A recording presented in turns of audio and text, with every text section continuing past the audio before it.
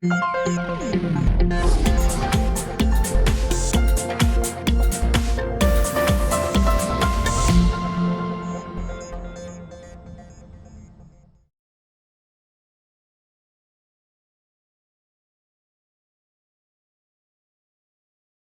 right, so welcome everybody to this webinar session. A very good evening or a very good morning to wherever you are today.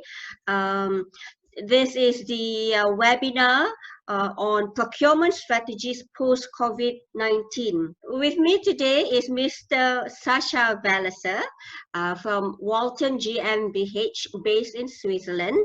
BinaPavo and Walton GmbH has a strategic collaboration, and together we provide training and also knowledge and information with regards to procurement and also global sourcing.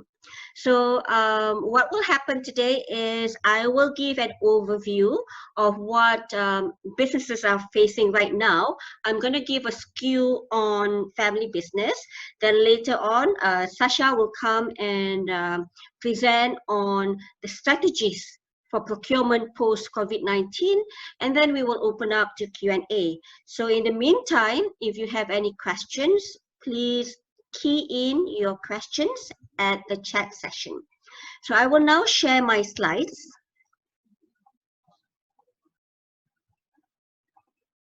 So here we are today.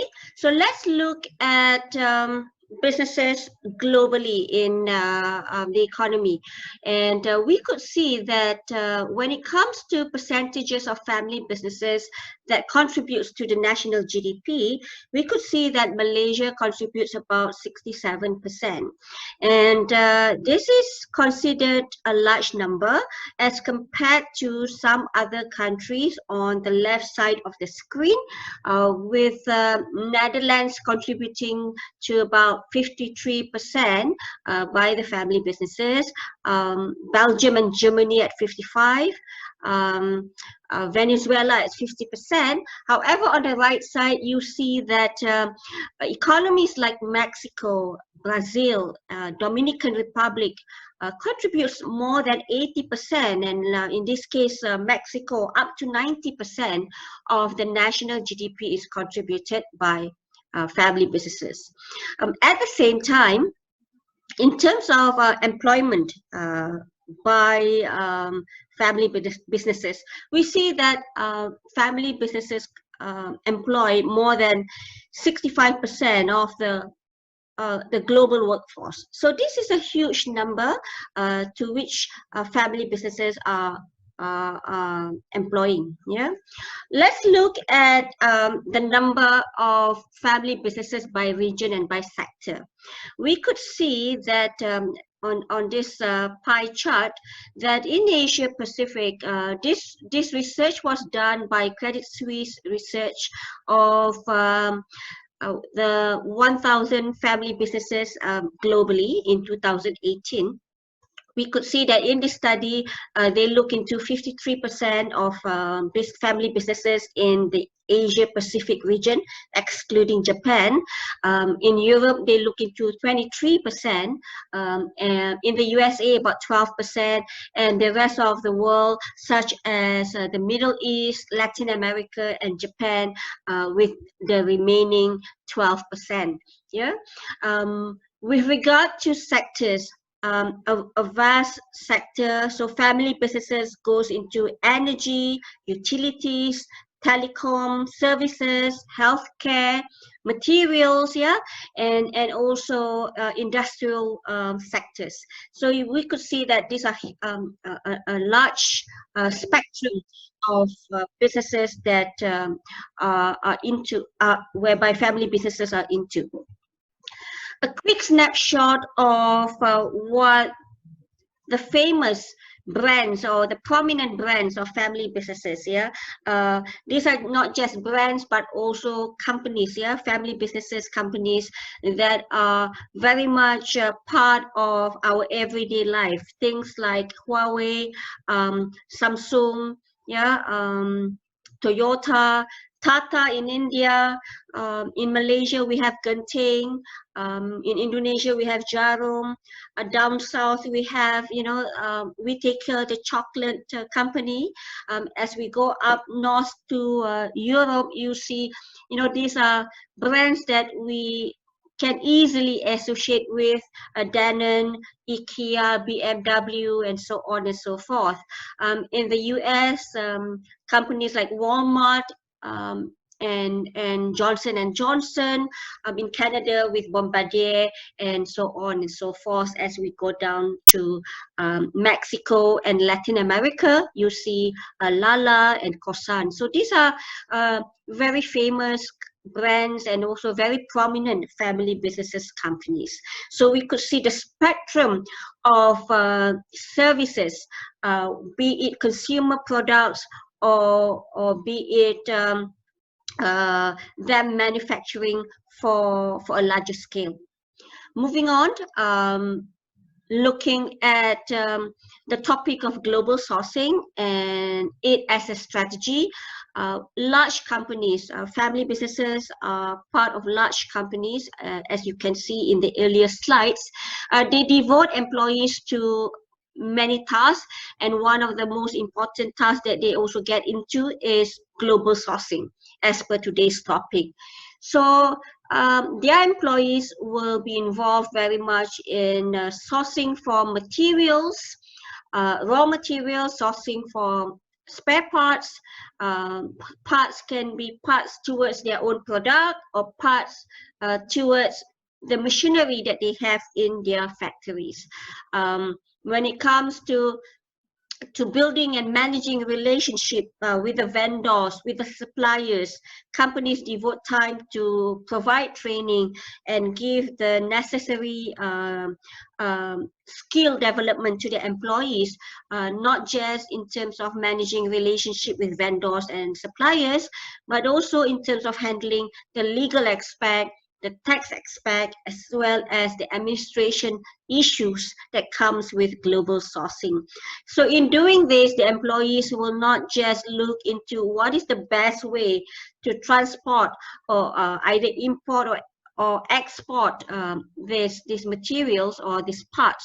It can be sent by air, by land, or by sea, yeah. But also they look into what is the best pricing. Yeah, of course, to be competitive, they seek for low price.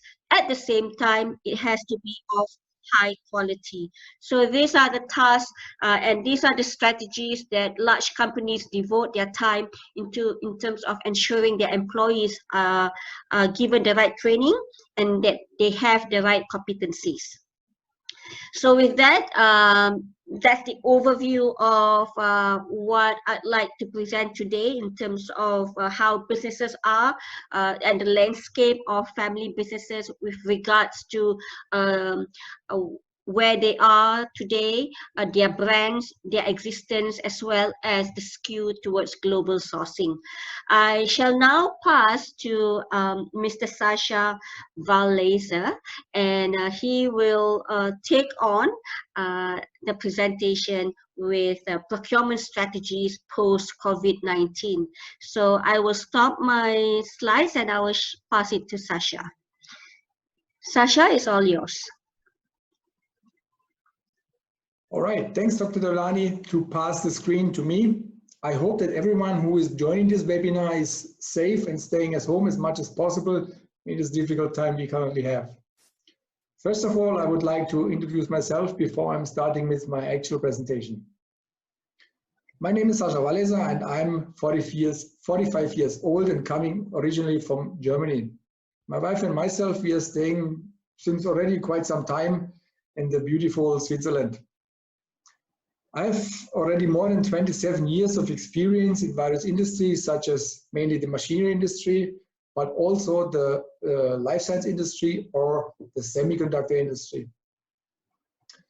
As you can see below, I'm the founder of the company Waltan GmbH, which is a procurement consulting company. The main focus of Waltan GmbH is to support companies for direct material cost saving activities and also to provide trainings for their employees. for their procurement employees. I started my career with apprenticeship as a mechanical engineer in the manufacturing sector. And during my working life, I educated myself in part-time to receive the Bachelor of Business Administration degree. Throughout my career, I was leading different procurement departments in different countries, such as Germany, Switzerland, China, India, and Malaysia. And besides that, I was also working for several years in Malaysia in full-time. I have a strong relationship to Malaysia, and for example, the last year I traveled 7 times to Malaysia with the main focus to strengthen the relationship of existing suppliers, with existing suppliers, and also to start a cooperation with the company BinaPavo. Having all this said, I will start now with my presentation with the main topic: what are the procurement challenges during the COVID-19 crisis? There are some subcategories like goods and services are not readily available, contacts being delayed or worst case even terminated, or how to deal with this current situation. And as Dr. Leilanie has mentioned, after that we will have a Q&A session. Reasons why goods and services are not readily available. From my point of view, there are 2 main reasons. One is for sure the production capacity of the supplier, which has been slowed down maybe by 60, 50 or 40%, or even have stopped completely. Or the problem what we see here in Germany or in entire Europe is that several countries has locked their borders. That means that it was not allowed to exit and to enter different countries. So in all this led to the situation that goods and services are not available at the operation side from different companies. The question is now, excuse me, the question is now what you can do or what could be done in order to overcome this situation. One important point is that you should take into account is to buy from local suppliers. I mean, the main reason why companies are looking for suppliers abroad is mainly driven by the price. In this current situation, it is more than important than the price, the availability of the goods and services. So besides this, I mean, in case you consider to buy from a local supplier, you would have certainly also some advantages, such as there is no difference in the time zone. You have the same language to communicate with the supplier, and the supplier is in the same country. That means there is no barrier to move from one country to another. Yeah, so that is a serious point. But in Germany, as an example, companies have taken action to relocate parts to a local partner in their, not in the neighborhood, but in the same country.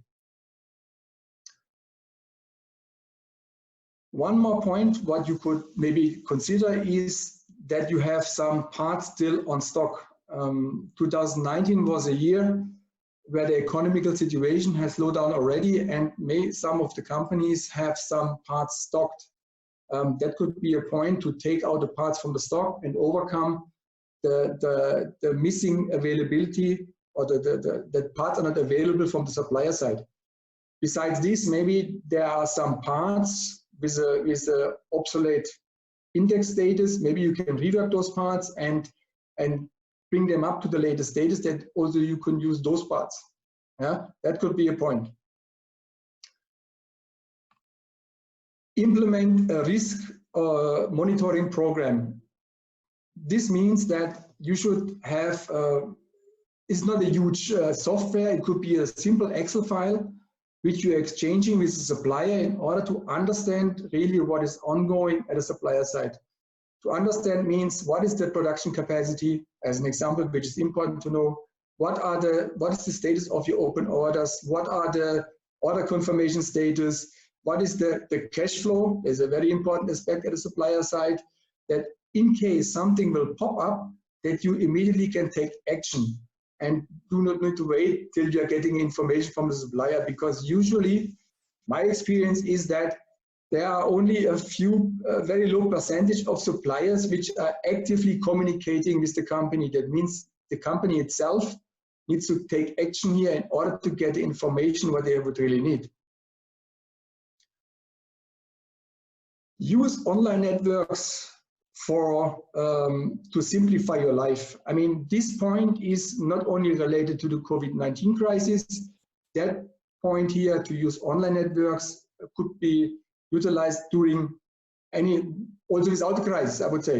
So there are plenty of online networks available, which would give you far more insights than Google or the company website itself. I will give you an example.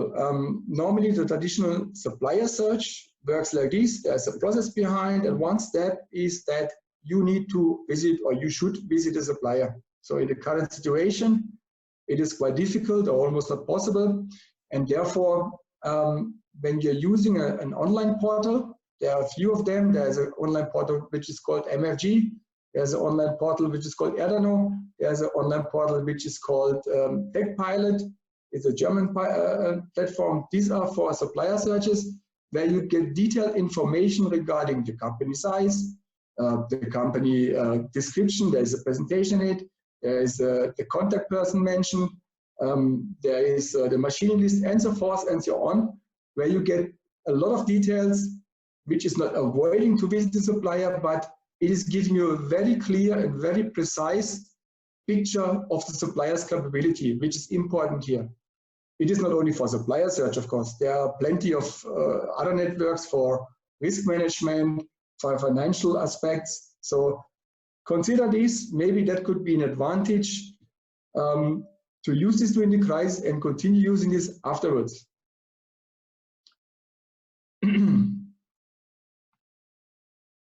The outcome that goods or services are not readily available is that contracts being delayed or worst case even terminated. Termination is the worst case what can happen, but it can happen, or it is happening already here in Europe. Yeah. What you can do is implement a solid home office solution. I know that everyone is dreaming about home office to work from home, but let me tell you that not everybody can work from home. There are several reasons why people are maybe not able to work from home. Maybe because they don't have the space. Maybe they have some active kids at home. Maybe they don't like to work from home. It is depending on the characteristics, on the behavior of the individual. And here is the responsibility of the department leader to discuss with the person or with the team who is capable to make home office. And after you figure out as a procurement leader, you need to give, of course, all the necessary equipment, which is of a laptop and a mobile, and also give the rights and access to ERP systems, to networks, to drives, and so on. But in general, let me tell you that all the procurement-related activities can be easily managed from home office, independent from the COVID-19 crisis or not, except the supplier visit. I mean, when we are talking about sending an RFQ, means a request for quotation to a supplier, or launching a purchase order, or following up on delivery notes, or approving invoice. All these things can be easily done from the home office. But again, as mentioned, it is important that the person is also capable, or is the right person for home office. Very close related, when you have a solid home office solution in place, is a frequent online meeting via Zoom or via Skype. With the implementation of a solid home office solution, everyone could easily get themselves in touch with their own colleagues or also with the suppliers. I mean, it is more than important that you're not staying lonely at home, that you should really communicate by a Zoom or a Skype portal software to see each other. Because when you see each other, a meeting gets completely different weight compared with sending a WhatsApp message or an email, and then you're waiting for feedback. Maybe you're getting feedback or not. Yeah? So exchanging information is the key for success. And many people are not really aware of that. So that is a point what you should really consider. And nowadays it is quite simple and easy to sign up for Zoom. It is anyway for free for 40 or 45 minutes, which gives you all the possibility to execute or to implement in your daily life these kind of meetings. Shorten the payment terms. Some of you would be surprised, but this goes together, of course, with the sales department of your company, meaning that the sales department should discuss with their customer to shorten the payment terms so that the suppliers are getting their money on time after they deliver the parts and the quality has been approved. Money, the cash flow is nowadays super important. This point goes usually to bigger companies, because I know companies, they have payment terms for 145 days or even longer. Yeah? And the supplier that he needs to wait for almost 6 months to get his money in this current situation is quite a challenge. And nothing could be worse that a supplier in theory is ready, but he has no money to buy the raw material or even paying the salary of his staff. All right?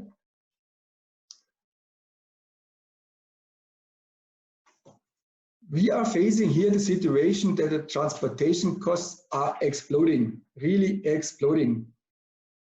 I can give you an example here. The containers from China. 3 months ago, the price was, or let's say 4 months ago, at the end of last year, the prices were still okay. And currently the prices are 2.5 to 3 times higher than 3 months ago, which is absolutely crazy. And this point, the transportation costs, goes together with the points I mentioned the slide before, that you should consider maybe to buy from local supplier.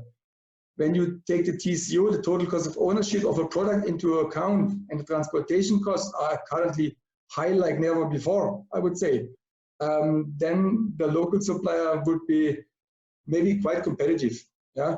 Another example is that the price per kilo by air freight is terrible high. I have a colleague or a company where I'm in touch with in Germany, and they're reporting how they overcame the situation. Normally, it's quite common that a supplier, coming back to China, is arranging their transport and delivery. Yeah? And they switched now to the situation that the company itself is going to allocate a task to the forwarder, and they will pick up the goods and service without interference of the supplier. This is how they were able to reduce a bit, but still not on the level like 3 or 4 months ago.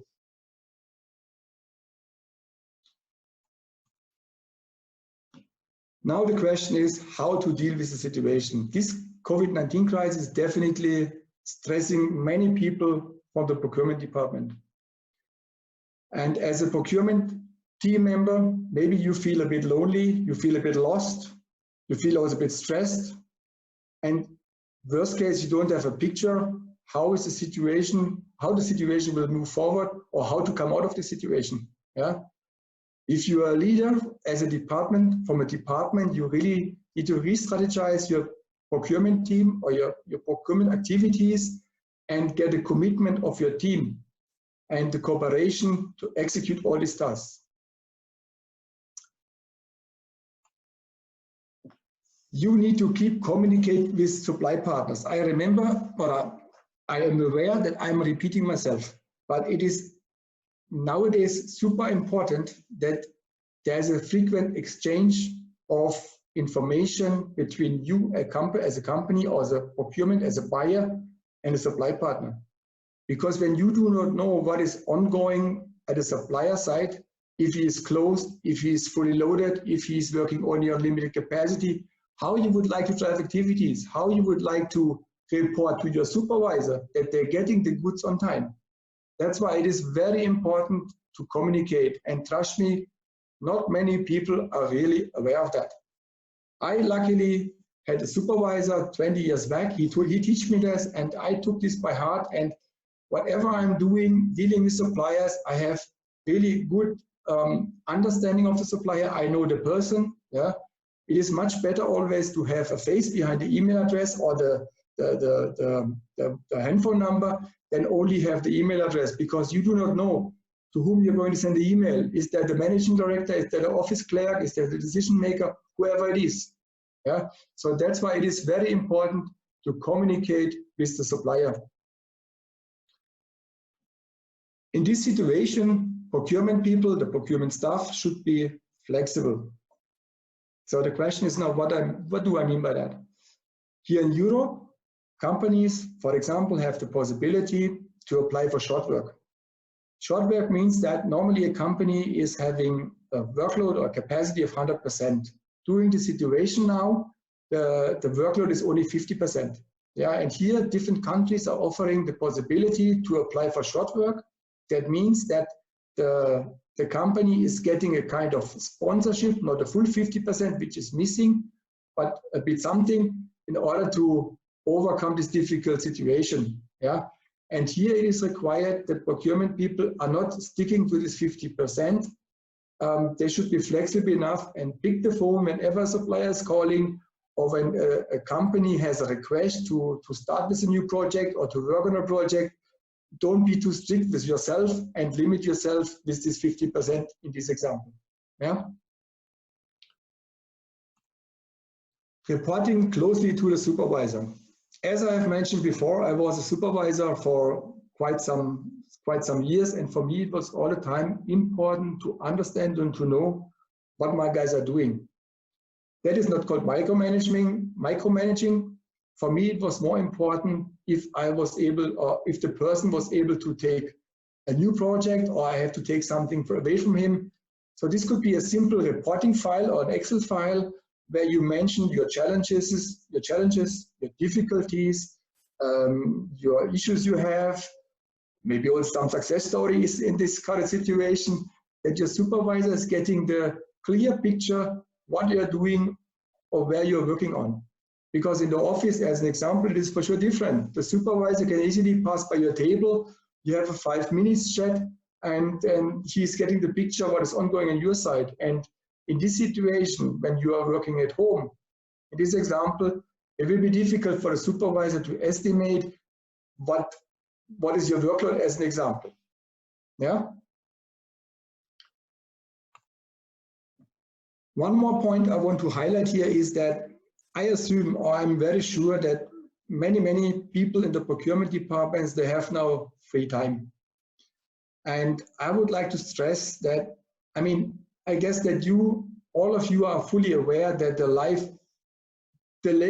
is a whole learning process. So, and why not using this free time and educate yourself to be better prepared and come out stronger from this crisis? What I mean is, there are plenty of things in the procurement to learn. I know people, they are saying happily, okay, I will look for a supplier, but they have no idea how a supplier search should be properly done, or how to build up a solid relationship with a supplier, which is the key for success for everything, or which are the important information, how to launch RFQ, how to follow up on this topic. There are many things to learn, which can be easily done via online education, and why not using this free time to educate yourself?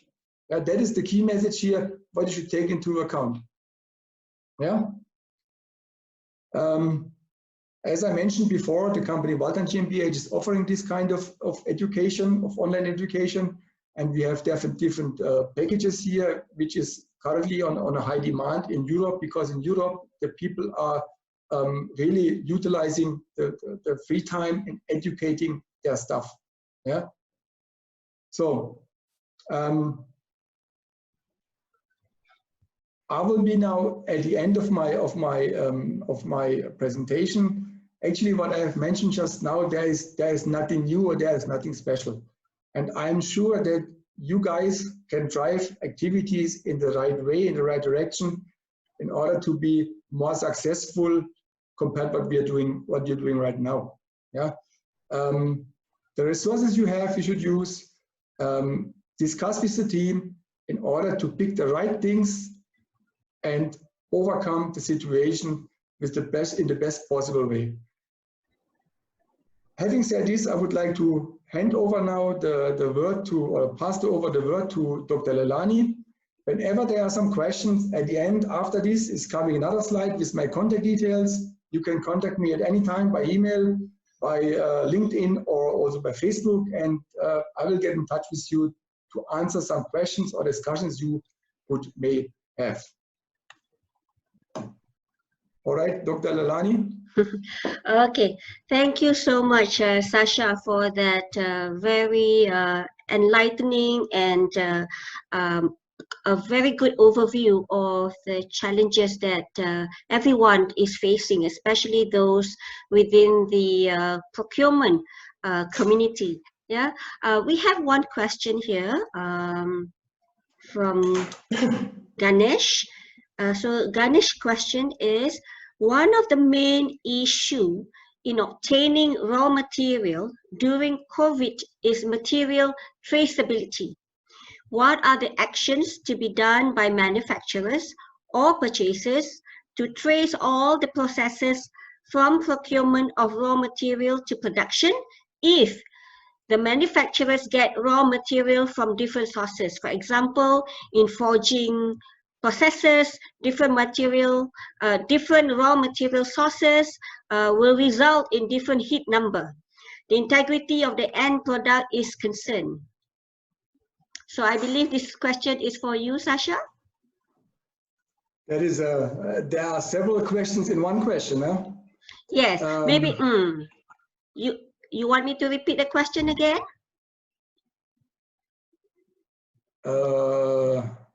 I'm reading the question again. It's super long. Okay. I mean, the point is starting already at the beginning. The traceability of the raw material. The question is if a company has ever done a traceability of raw material or not. Yeah, and the same goes to a supplier. So raw material is an important point. It is correct, but when you are not starting to trace, or you how to say that? Yeah, when you trace the raw material right at the beginning from the raw material manufacturer, it will be very difficult, yeah, for the purchaser later on to trace this raw material with the raw material number, whatever is needed. So the whole entire chain from the beginning up to the purchaser needs to be ensured. That is the first point. Yeah. And another point is, I'm not so sure if this company has already a traceability system in place or not. I mean, to start now during this current situation is also another challenge to overcome. Yeah. To trace all processes from procurement or raw material production. I need to read the question again. Trace all the processes from procurement. In fogging process. Oh, yeah. I mean, I was working for a company for quite several years, and they implemented traceability of raw materials. This question here is not that easy to answer, because you need to have far more background, what the company is doing, which supplier they are dealing with, is the supplier, which kind of traceability system the supplier has, which is also important. Is he having a software for it, or is only filing via a folder? So I would prefer to have a one-to-one discussion with Mr. Ganesh, in order to get more insights and propose something afterwards. Because otherwise, I'm giving here some blur proposals here, but without knowing the background of the supplier and the company, it will be wrong. Yeah. Okay, thank you, Sascha. Let's move on to the next question. The next question is from Dr. Mohd. His question is, if the company or product we are sourcing from is new, meaning a new supplier, how should we go about in this crisis situation? Good question. Also, I'm usually teaching people never buy something without knowing the supplier in person. Yeah, this means that you have to visit the supplier, yeah, see their capabilities, and afterwards make the decision. Okay, it is the right partner or not. Yeah, Because trust me, in my career, I've seen tons of PowerPoint presentations which were looking awesome, yeah, and then you are going to the facility of the supplier and you are getting nearly a heart attack. Yeah? So, I mean, the easiest way is here. It depends also on the product. You cannot say that in general, but for easy made products, what you can maybe localize in your own country, it is for sure easier now to visit a partner compared with overseas partner. Yeah? As an example, when I'm looking now for a supplier in India or in China or in Malaysia, for me it would be difficult now to choose the right partner without knowing them. The risk, I would say, is also depending on the value of the part. Are we talking about a $2.50 part, or are we talking about a couple of thousand for a component? Yeah. The question is also why you need to look for a new partner. Is this now a brand new product? Is the supplier, the current supplier, maybe having a problem with something? So this question needs to be answered in order to drive the right activities. Is that a component which is a sole source component? Then you have anyway another problem here. Yeah. So all these questions you need to answer first in order to choose the right supplier. That is the first thing. Yeah. Okay, thank you, Sascha. Another one, and I believe this is also for you. Suppliers may close down or shut down their businesses.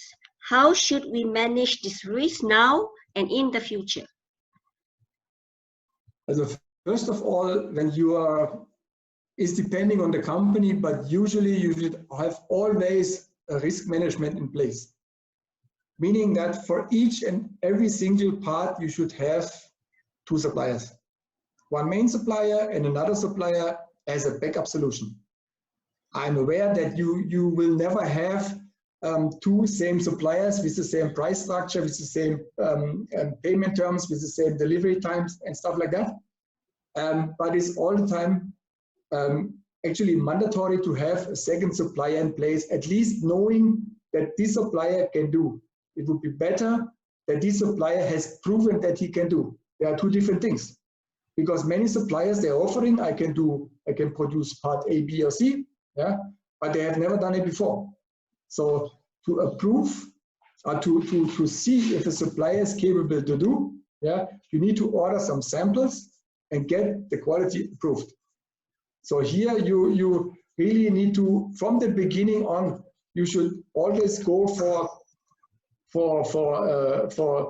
a two-way supplier approach. Develop one supplier as a main supplier and a second supplier as a backup solution.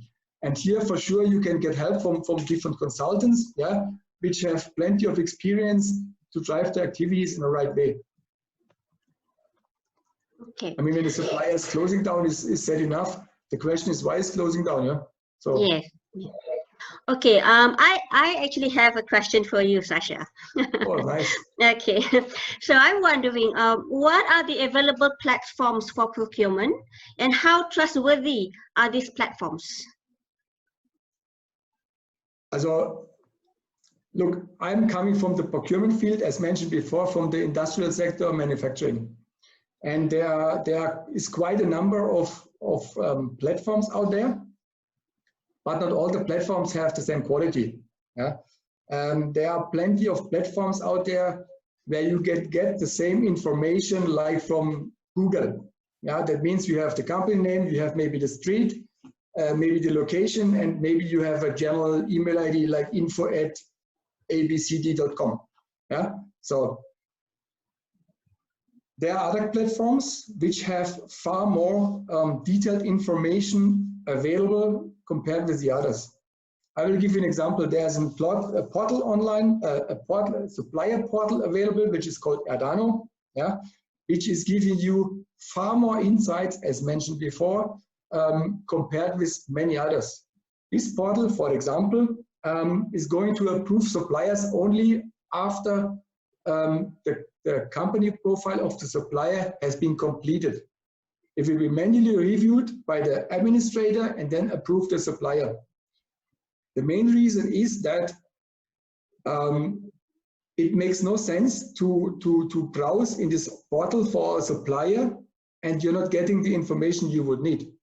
So this portal, for example, has simplified the life of many people because you can browse based on your location, based on your part category, based on the spend, based on many options, and with the logical algorithm behind, you are capable to choose within really seconds to find the right partner and get a full picture of potential new suppliers. Yeah. Okay, thank you. So that's www.edano. Edano.com. How do we spell Edano, Sascha? ERDANO.com. Okay, yeah. Thank you so much for sharing that.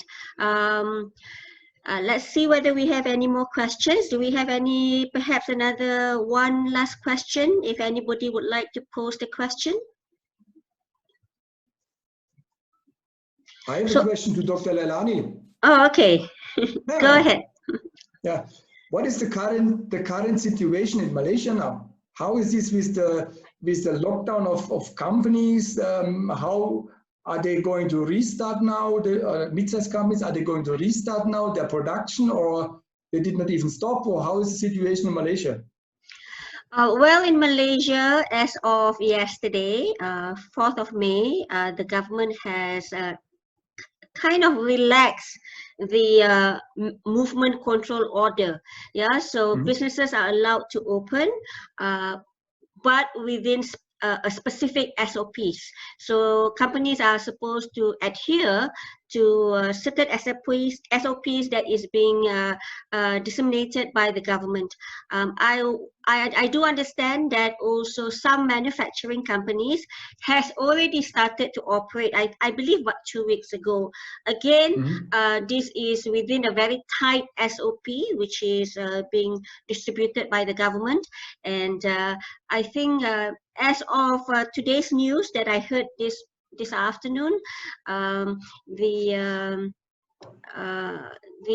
situation is under control. Those companies who does not seem, or those companies that has not been able to meet the SOPs has decided to still remain closed. Yeah, but of course, you know, managing this is a challenge, but I think the government of Malaysia is doing a good job, trying hard to ensure that employees in these large companies or small businesses are being taken care of. At the same time, consumers like me, yeah, are also being taken care of. So I think things are getting better, and I hope that in due time our economy can slowly start to reboot, to restart. Yeah.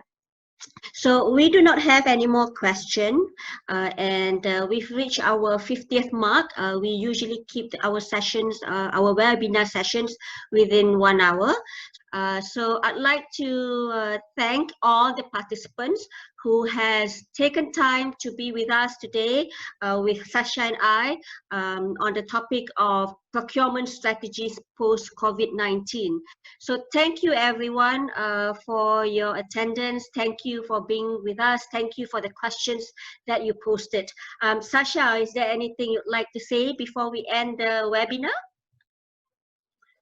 First of all, I thank you, Dr. Leilanie, very much to host this webinar and give me the opportunity to share my experience with all the participants. The key takeaway, the key message here is stay home and safe as much as you can during this crisis. Thank you very much for listening. Okay, thank you everyone. Bye-bye.